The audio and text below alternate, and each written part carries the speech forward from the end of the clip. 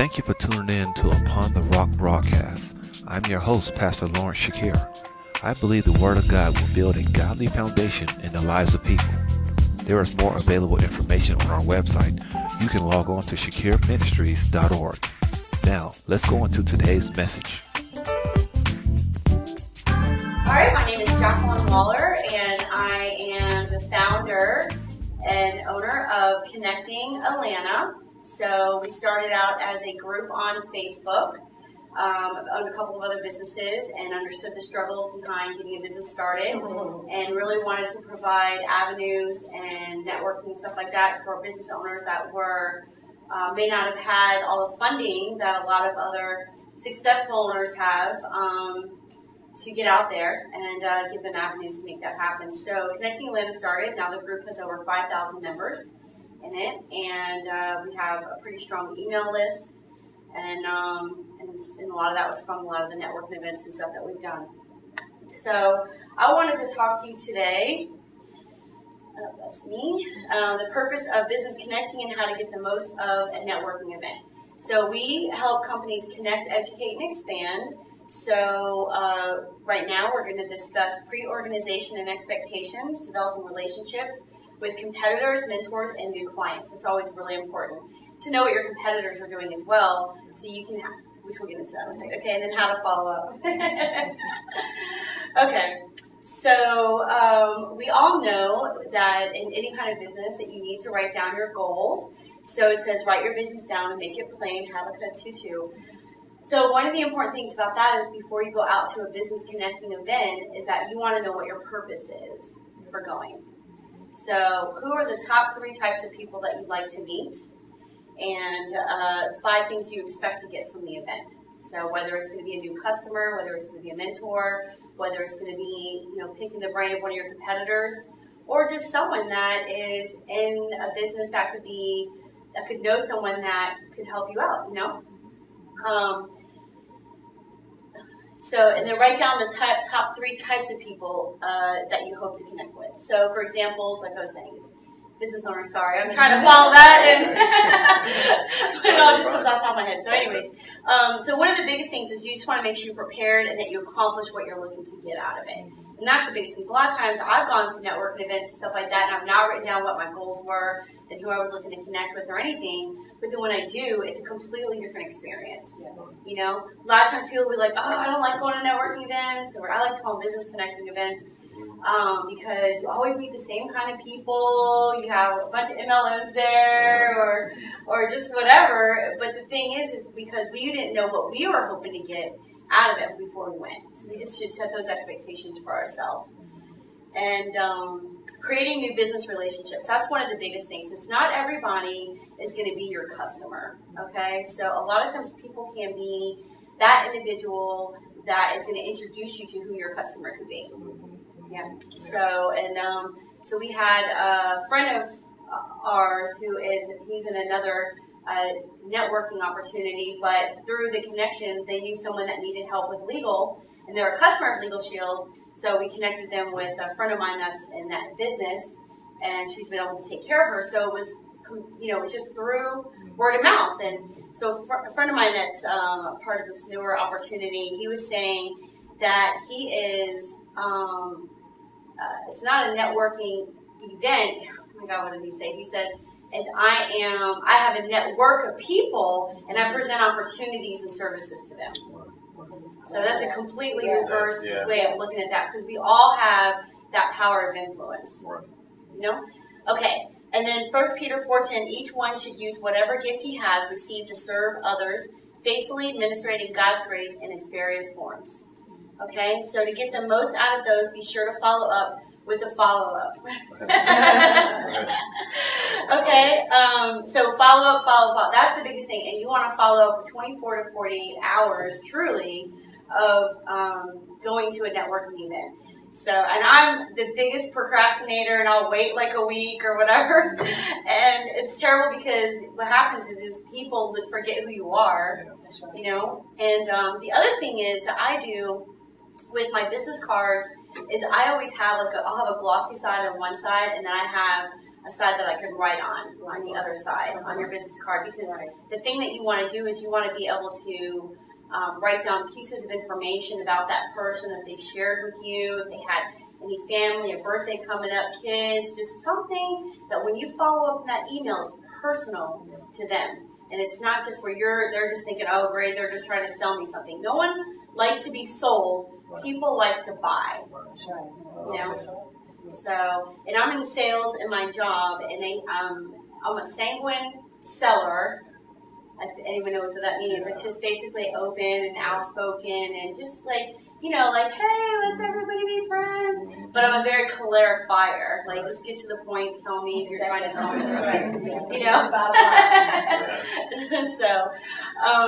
And so this is another thing, is if you don't have one of these systems as yet, but you can use MadMimi, Constant Contact, my newsletter builder. And I actually use MadMimi now, so I don't know why my newsletter builder is bolded, but I used to use that one. There's other ones as well. So just look around and see, based on how many contacts you have right now, there's some that you could use totally free, right? And Eventbrite is another one if you have events and stuff like that, but you can send up to 2,000 contacts a day for free through their list. But it's not a really good CRM system, though, but it does help.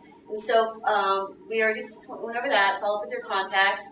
Okay, so here's my question. Are you using what he's given you for the benefit of the others to make the world a better place, or are you just using those talents to benefit yourself? So when you're going out, God gave that to me because I completely forgot I said that when I wrote it down. So the biggest thing is that when you're going out there and you're speaking to other people, they're going to see that. You always see when someone's like, hi, how are you? What's your name? So what do you do? And like, no, ask me who I am. Let's have a conversation. Let's talk. Let's discuss. And then let's figure out what each other does. And it's such an easy habit to get into. And I know I do it sometimes, and I have to catch myself and say, no. Tell me a little bit about, what did you come here for? What are you hoping to get out of the event? Ask a lot of open-ended questions. So, and then that will also help us with helping us to be transparent and really having that pure heart where people will be more attracted to us as well. And to be like, so what do you do? I want to be able to buy something from you and serve you and, making valuable connections. Find out commonalities, that's what we were talking about, and use those to develop a relationship with the person. See how you can help them out first with the people that they need to know. Right? And so one of the biggest things when people join my group is I ask them, how can we add value back to you? What is it something that we can do for you to help you grow your company, make your life better, do something positive for you? Right? It's not about, and I ask them to share who they are, and then I also ask them to add value, and then I ask them to subscribe to my email database, because you have to just make sure that anything that you're doing, I was doing a thread yesterday, and it was just talking about offline to online relationships and correlating the two. So when you're networking with people and you're connecting with them businessly, you want to bring them, which you've found an avenue to do that. You want to bring them both to offline and online. So offline, okay, let's interact on Facebook. Let's interact on LinkedIn. Join my group. Let me subscribe to my email database. Let me provide value back to you through my different solutions. But one of the other things that a lot of us don't realize is that when we're out at events and stuff like that, we are our brand. So, and a lot of people love to learn. They like, especially if they're looking to get value out of something. So one of the biggest things is you just want to make sure that you're educating people, you're giving them an experience, you're helping them out. There'll be some things that will totally grab them and they'll love it, something they won't pay attention to, but that's okay. It's our job to continue providing those services, and the right people that are meant to hear it will hear it. Right. And God will do the rest. It's just our job to fill that one piece out. So there was, it's kind of a long, but I'm sure a lot of us know the parable of the bag. I know, obviously, you know it because you're a pastor, so if you didn't, I'd be surprised. Yeah. But the parable of the bags of gold. So I use the New King James Version. So for the kingdom of heaven is like a man traveling to a far country who called his own servants and delivered his goods to them. And to one he gave 5 talents, to another 2, and to another 1, to each according to his own ability, and immediately he went on a journey. Then he who had received the 5 talents went and traded with them and made another 5 talents. And likewise, he who had received 2 gained 2 more also. But he who had received 1 went and dug it in the ground and hid his Lord's money. After a long time, the Lord of those servants came and settled account with them. So he who had received 5 talents came and brought 5 other talents, saying, Lord, you delivered to me 5 talents. Look, I've gained 5 more talents besides them. His Lord said to him, well done, good and faithful servant. You were faithful over a few things. I will make you a ruler over many things. Okay? And enter into the joy of your Lord. He also, who had received 2 talents, came and said, Lord, you delivered to me 2 talents. Look, I've gained 2 more talents besides them. His Lord said to him, well done, good and faithful servant. You have been faithful over a few things. I will make you ruler over many things. Enter into the joy of the Lord. Then he who had received the 1 talent came and said, Lord, I knew you to be a hard man, reaping where you have not sown and gathering where you have not scattered seed. And I was afraid and went and hid your talent in the ground. Look, there you have what is yours. But his Lord answered and said to him, you wicked and lazy servant, you knew that I reap where I have not sown and gather where I have not scattered seed. So you ought to have deposited my money with the bankers, and at my coming I will have received back my own with interest. Therefore take the talent from him and give it to him who has 10 talents. For to everyone who has, more will be given, and he will have abundance. But from whom who does not have, even what he has will be taken away, and cast the unprofitable servant into the outer darkness.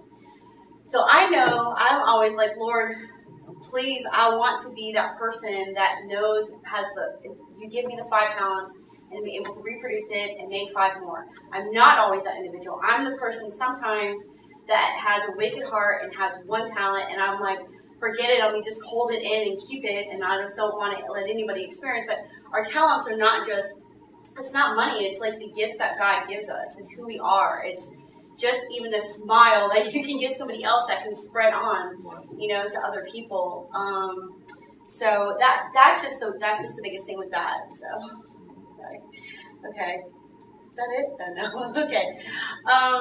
Let me just go back one last thing. So just the other thing is just with the talents is like, even though we are the one person with the talents, sometimes we always have an ability to be able to grow and become the person with the 5 talents as well. And that's another important thing about networking and doing business connections and really socializing, is because you want to be able to associate around people that are going to stretch you, that are going to grow you, that are going to develop you and turn you into that person that can handle those 5 talents and know what to do with it through your knowledge and so forth. And just really even educating the right types of books and the association and the types of websites and everything that's going to just help develop us as a people, Okay.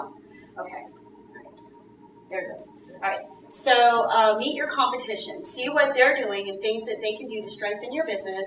It's a great marker to see how and what you have going on in your own business.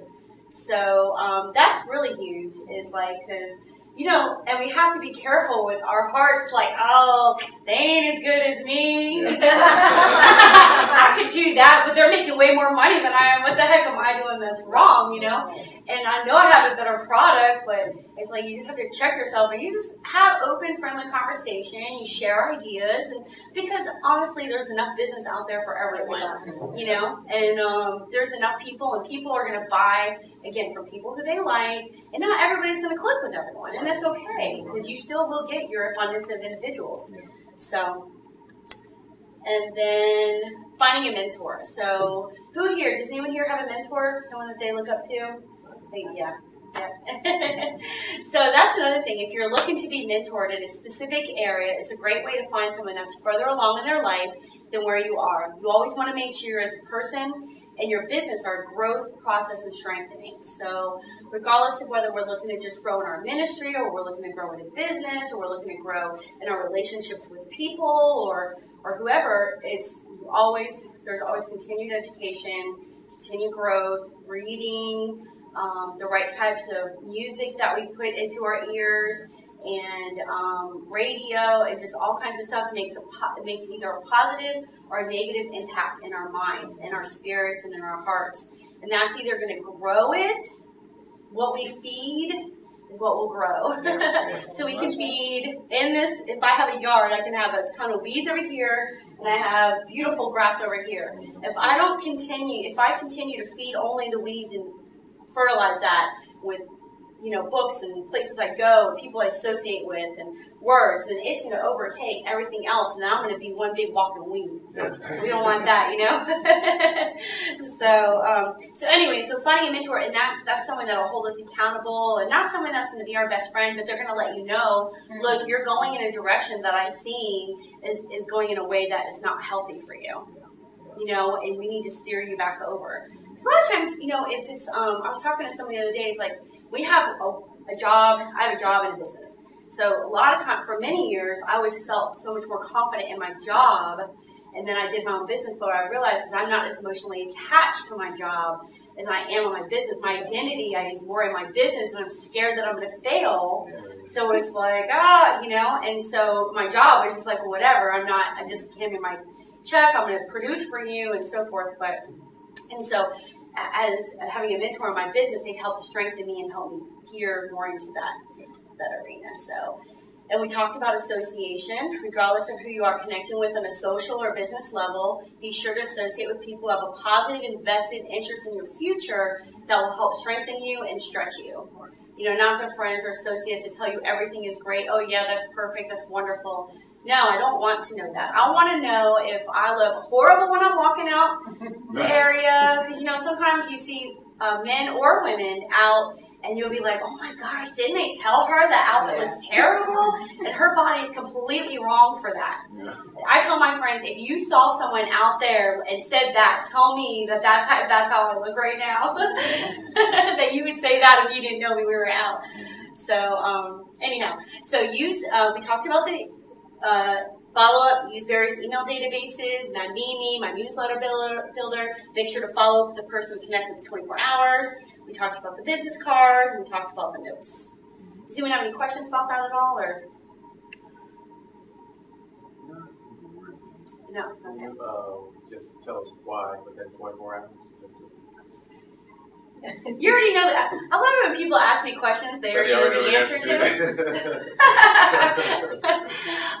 It's because, so that person can remember who you were, and you can start to cultivate that relationship faster with them. Okay. Did that answer it? And so this is our questions. But I had actually a couple more things on here since I have a few more minutes, right? Yes. Okay. And this is actually. If I started off, for I know the plan. I think I started off with that, right?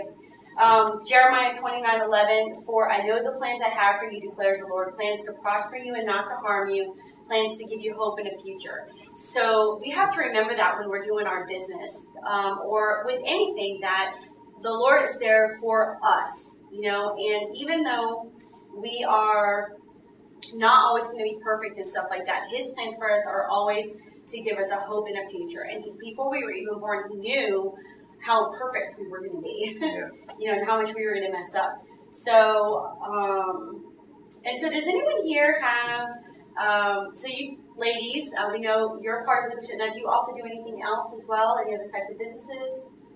Yeah, I have a service that I provide to the entertainment industry, providing items such as chairs and furniture and things. Oh, that's awesome. Okay. Yeah. Event companies and stuff like that too, or? No. Just the music industry. Okay. Yeah. Which is a thriving industry in Atlanta, Hollywood. I'm a songwriter also. Oh, that's awesome. Okay. And what about you ladies? I'm just a preschool teacher. You're a teacher. Well, not just teacher, but I'm a preschool teacher. Okay. I just like the networking. I like, because I did have a dream and a vision to have my own private school. Okay. So all of this kind of stirred up a lot of my notes from 5 years ago. Your goals and stuff, your visions that you wrote down. Yes. That's awesome. Yeah. Okay. And so, what do you believe is holding you back from making that step forward? Me. Okay, that's fair. But I learned something today. Okay, good. I'm glad. So all of it is coming back. It's coming back. When I first started my first company, Clean Free Fun, it was a company that was promoted out free and affordable events for $5 or less, and I've been part of Amway actually for years, and that was where I got my first start in networking and businesses and stuff like that. But then to go out and start a traditional business, I was completely clueless. I don't have a college degree. Graduated high school, to college for a year at a community college, and I just always knew at work there was always something more. So I had to become that one talent person. Now I believe I'm the 3 talent person to move on to be the 5 talent person, you know. So it's just taking that step, taking it from piece of paper into action. I'm always helping others. I'm kind of like the behind the scenes. Used to do event planning and marketing, customer service, and then I did have my own in-home at one point until I moved to this area. So now I kind of want to get back into it. That's awesome. That's what my passion is. I keep trying to step out, but I know it. It's helping children. And what about you? I'm transitioning from an intimately sized event venue into something else. So I started business in 2013. I opened my doors. It's been successful. The location that I'm in now does not allow me to grow. So I need to transition out of it. That's awesome. Okay, good. That's awesome. I have a friend of mine that is an event planner, and it's interesting. Event venue, not planner. Venue. Oh, well, she's an event planner, and she had event venues.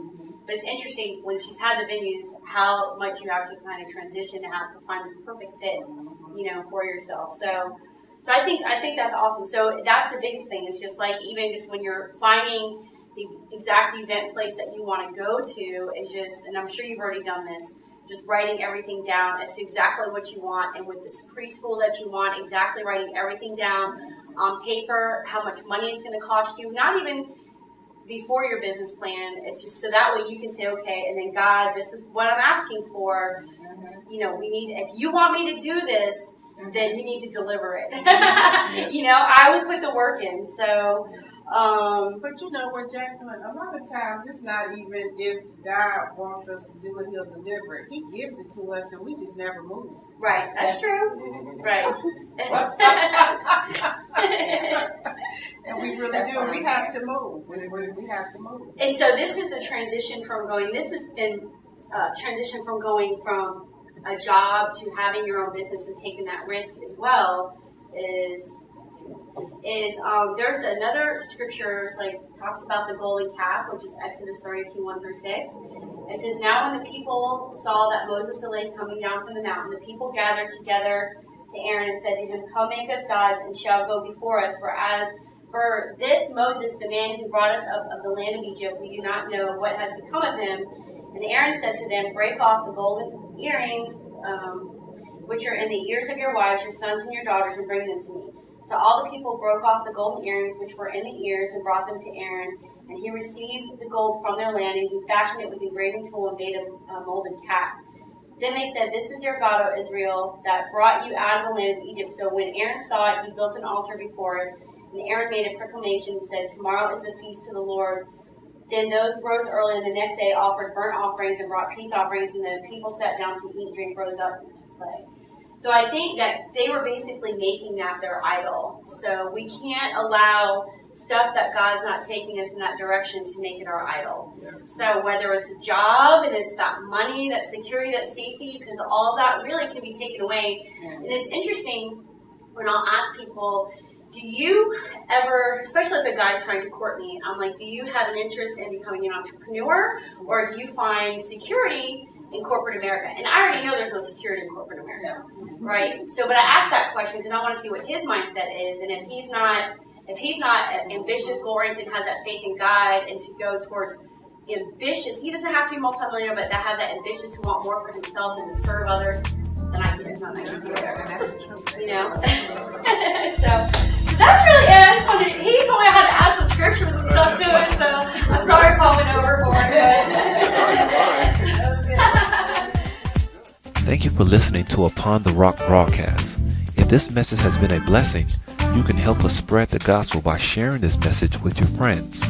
Also, if you're online, please be sure to contact me. either through our website at shakirministries.org or through social media. I would love to hear from you. Together, we can build a godly foundation in the lives of people. Until next time, please know that I'm praying for you, and I hope to see you on our next broadcast.